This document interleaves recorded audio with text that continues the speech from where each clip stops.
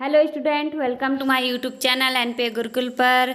आज हमारी फिजिक्स की क्लास है, तो आज हम 12th वालों को फिजिक्स पढ़ाएंगे। ठीक है, 1 वीक में हम 4 डे फिजिक्स पढ़ाएंगे 12th वालों को और 3 डे फिजिक्स पढ़ाएंगे 10th वालों को। ठीक है, तो आज हम फिजिक्स पढ़ाएंगे 12th वालों को यूपी बोर्ड एनसीईआरटी पैटर्न से। ठीक है, 12th वालों की आज क्लास चलेगी फिजिक्स की। तो चैप्टर फर्स्ट देख लीजिए क्या है। चैप्टर फर्स्ट है विद्युत आवेश, कूलाम का नियम तथा विद्युत क्षेत्र।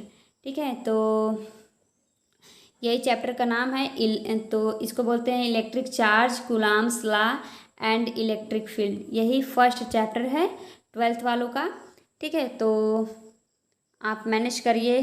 4 डे पढ़ाएंगे 1 वीक में। ठीक है, 4 डे पढ़ाएंगे फिजिक्स 12th वालों को और 3 डे पढ़ाएंगे 10th वालों को फिजिक्स। तो आज हम फिजिक्स पढ़ाएंगे 12th क्लास वालों को।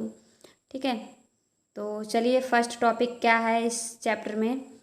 ठीक है, चैप्टर फर्स्ट में क्या फर्स्ट टॉपिक पढ़ना है उसको आज हम पढ़ा देते हैं। तो हमारा फर्स्ट टॉपिक है क्या, चैप्टर फर्स्ट में हमें पढ़ना है विद्युत आवेश यानी कि इलेक्ट्रिक चार्ज। ठीक है, इलेक्ट्रिक चार्ज क्या है, इसका डेफिनेशन क्या है, इसका फार्मूला क्या है, सब हम आपको बताएंगे इसमें। तो चलिए सबसे पहले आपको पढ़ा देते हैं इलेक्ट्रिक चार्ज। तो देखिए इलेक्ट्रिक चार्ज क्या है, विद्युत आवेश क्या है।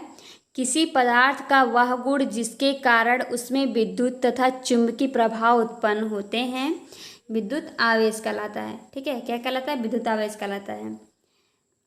क्या, किसी पदार्थ का वह गुण जिसके कारण उसमें विद्युत तथा चुंबकीय प्रभाव उत्पन्न होते हैं विद्युत आवेश कहलाता है। ठीक है, इसे क्यू से प्रदर्शित करते हैं। यह एक अदिश राशि है। इसका एसआई पद्धति में आवेश का मात्रक क्या होता है, कूलाम होता है। ठीक है, यदि किसी आवेश में इलेक्ट्रॉन की संख्या n हो तो Q इक्वल टू हो सकता है NE।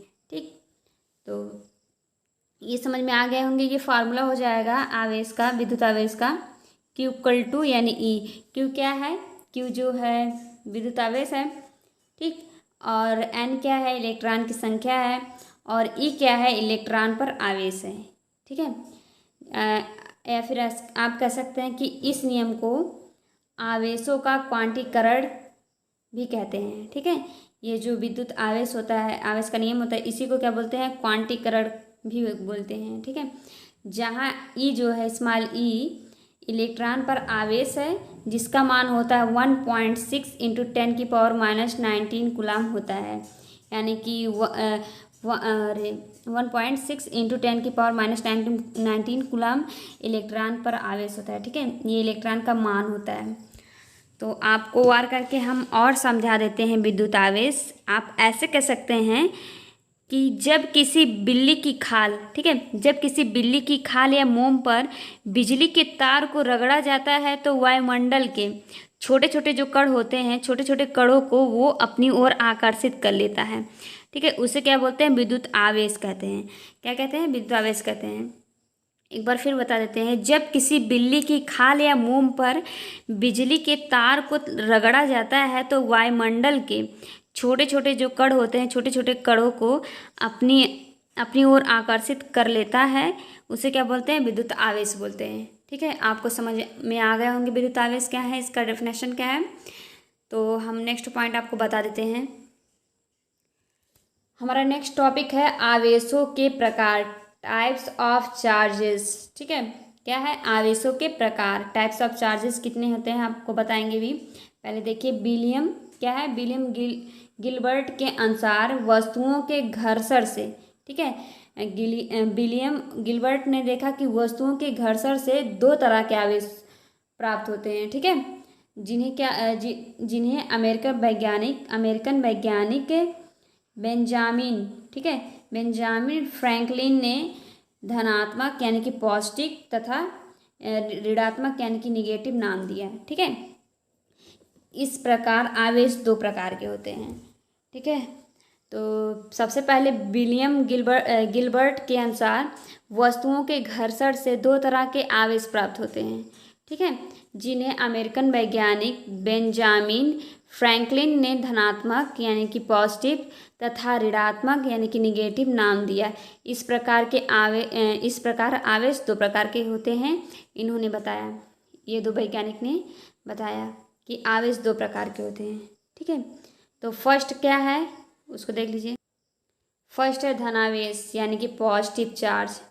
ठीक है, तो धनावेश क्या है इसकी डेफिनेशन देख लीजिए। क्या क्या बोलते हैं इसको, किसी पदार्थ पर इलेक्ट्रॉनों की कमी के कारण उत्पन्न आवेश को क्या बोलते हैं, धनावेश कहते हैं।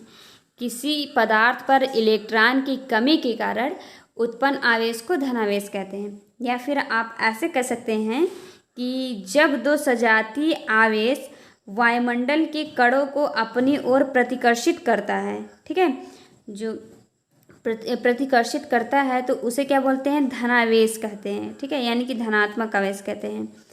क्या एक बार फिर देख लीजिए, जब दो सजातीय आवेश वायुमंडल के कणों को अपनी ओर आकर्षित करता है, ठीक है, यानी अपनी ओर प्रतिकर्षित करता है तो उसे क्या बोलते हैं, धनावेश कहते हैं। ठीक है, ये समझ में आ गए होंगे धनावेश, पॉजिटिव चार्ज। तो नेक्स्ट पॉइंट बता देते हैं। नेक्स्ट पॉइंट है ऋणावेश यानी निगेटिव चार्ज। इसको देख लीजिए क्या है, किसी पदार्थ पर इलेक्ट्रॉन की अधिकता के कारण उत्पन्न आवेश को ऋणावेश कहते हैं। ठीक है, ये अपोजिट है पॉजिटिव चार्ज का। ठीक है, ऋणावेश, तो इसको क्या बोलते हैं, किसी पदार्थ पर इलेक्ट्रॉन की अधिकता के कारण उत्पन्न आवेश को क्या बोलते हैं, ऋणावेश कहते हैं। तो पॉजिटिव, ये निगेटिव चार्ज था। पॉजिटिव चार्ज में क्या था, किसी पदार्थ पर इलेक्ट्रॉन की कमी के कारण उत्पन्न आवेश को क्या बोलते थे, धनावेश कहते थे। ठीक है, यानी कि पॉजिटिव चार्ज बोलते थे। और ऋणावेश में क्या है, ऋणावेश में है किसी पदार्थ पर इलेक्ट्रॉन की अधिकता के कारण उत्पन्न आवेश को ऋणावेश कहते हैं। ठीक है, यानी कि निगेटिव चार्ज बोलते हैं। या फिर आप ऐसे कह सकते हैं कि जब दो विजातीय, ठीक है, जब दो विजातीय आवेश वायुमंडल के कणों को अपनी ओर आकर्षित करता है तो उसे क्या बोलते हैं, ऋणावेश कहते हैं। ठीक है, जब दो विजातीय आवेश वायुमंडल के कणों को अपनी ओर आकर्षित करता है तो उसे ऋणावेश कहते हैं। ठीक है, ये ऋणावेश में जो वो वायुमंडल के कणों को अपनी ओर आकर्षित कर लेता है। ठीक है, तो उसे क्या बोलते हैं, ऋणावेश कहते हैं।